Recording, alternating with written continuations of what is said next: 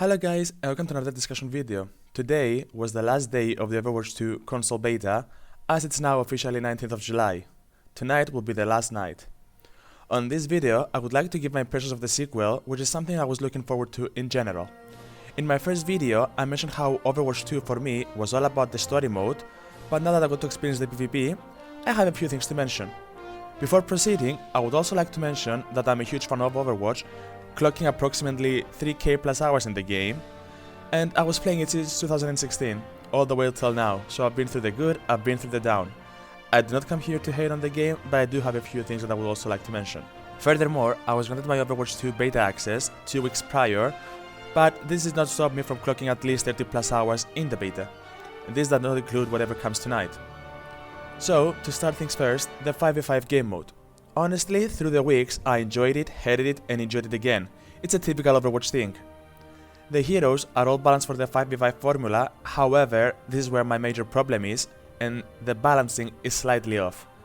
To elaborate, some heroes are very overpowered for this meta, whilst others are weaker. For example, if you use Soldier 76, Soljon, Pharah, and others, they are far more powerful and more usable against other heroes like Genji, Tracer, or Reaper, who feel very ineffective in comparison. The tanks are also very different, as they now can stand on their own since it's a 5v5 formula. A good tank can carry the game, but a bad tank can make the whole experience feel unpleasant and extremely fast for the losing team. Personally, I'm really fond of the tank and support roles, but this may be also come because of the fact that I main those roles in Overwatch 1.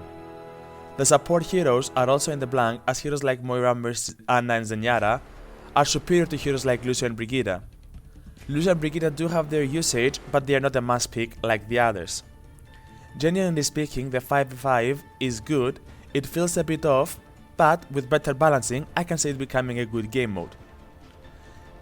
Speaking of the game modes, Overwatch 2 removed the capture maps such as Anubis and Hanamura for now, but they will return with brand new game modes which they are yet to reveal. They might turn them into Palo, like Heroes of the Storm, or even a push mode. Or even completely something new, we do not know. The new game mode is legit one of the greatest additions. In push, the two teams fight over a robot who will push a bounder from checkpoint to checkpoint, very similar to the Palo. If a team competes during the robot, this bot will stop moving until the battle is settled. Push is filled with new game maps, and also, during that game mode, there's plenty of constants of battles happening left and right. The goal is for the teams to push their border all the way to the third capture base, or, if they both fail, whoever pushed the furthest will win. The new maps are fantastic and beautiful design. I personally like the Rio map, which is a hybrid map similar to Akenwald and Kings Row. It felt really nice to finally explore a new area. Additionally, the new weather change feature applied in every map is fantastic. I personally did not expect the weather system to look as good as it does. The quick play now follows the status of the competitive, where when we play round 1 in attack, we're bound to play round 2 in defense. This can make for the game to start during a daylight and make the weather be around noon or night during the defense map, if we start attacking. This small addition is greater than what you might think and really is enjoyable. The new heroes, Soljon and Jungle Queen, are overpowered, but the Queen got nerfed, if I'm not mistaken, 3 days ago, as they're still balancing and still try to find the good thing for the meta. Soljon is a very powerful DPS, and the Jungle Queen is my new main. She is fun to play and has some interesting new skills and mechanics such as the bleed effect. The old heroes got a new skin depicting their futuristic original look. Some of the heroes got new skills while others remained the exact same. For example, almost all of the DPS heroes lost their stun ability. McCree, also known as Cassidy now, replaced his flash grenade with a sticky bomb, May can no longer freeze the enemies unless she uses her ult, Brigitte's shield dash can no longer stun enemies, and so on. The tanks themselves changed to be more tankish, and also reduced the number of shields that they can throw. For example, Orisa can no longer shield, but instead she has a spear that she can use to deflect projectiles, and also use it in combat by throwing it towards the enemies. For her ultimate, she uses that spear to pull enemies near her and then cause a major AoE attack. Winston got a sniper rifle and his shield has increased its life. Zera can now use 2 Babos, and Doomfist is officially a tank who can block attacks.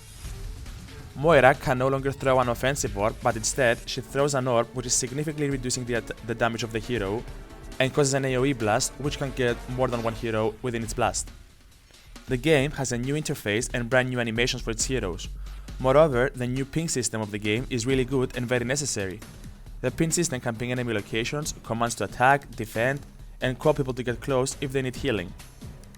For me, ping was a good addition and allows the player to communicate with more than just a few commands, which was available in Overwatch 1. Furthermore, the developers confirmed that the game consists of more than 2,000 new words. It has voice lines for when new things happen in the game. For example, when Tracer teleports, some different voice lines will be triggered. If Tracer teleports and dies from, for example, teleporting in front of the Reaper shotgun, Reaper will say something now to you blink on the wrong location at the wrong time, and stuff like that, which adds more to their characters. Furthermore, there are voice lines for when heroes interact with other heroes in the spawn, and in generally when heroes are placed in a certain map. A major issue that the beta has is the queue times. I know it's only the beta, and the issue will probably not continue in Overwatch 2, but the beta really did suffer from this. What happened was they granted access to a finite amount of players to come into the beta where they have 2 new heroes in the role of tank and DPS. So pretty much everybody playing the game will queue for tank and DPS. The supports did get small changes, but not enough for somebody to want to play support when the new heroes are in the other roles. So this is a small problem that the beta caused. If you queue in flex, you're going to get support all the time. But if you want to play DPS or tank, you have to wait for 10 minutes plus unless you're playing with friends. Overall, I believe that with the right balancing, the game will be extremely good and popular.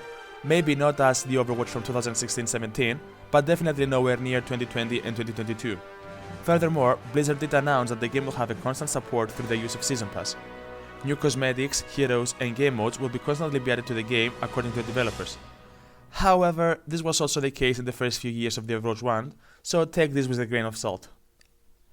Last but not least, the PvE game mode will be released on January 2023, 3 months after Overwatch 2 official launch date. People seems to be forgetting about the PvE because they're not really interested in it. However, keep in mind that PvE doesn't necessarily mean that it's gonna be only players against bots in a story mode. Yes, this will be the core of it, but they can also use the PvE in competitive game modes. For example, which team will clear the objective first, and stuff like that. So I genuinely don't think that the PvE should be overlooked as much as they do. Personally, I will be playing the game either way, but I genuinely hope that in October 4th the game will have better balanced. Hope you guys enjoyed the video. If you did, please leave a like and subscribe. Tell me in the comments below if you played the beta or if you're looking forward to for something specific. For more details on Overwatch, you can watch my official Overwatch review. Until then, take care and I'll see you all in the next one. See ya!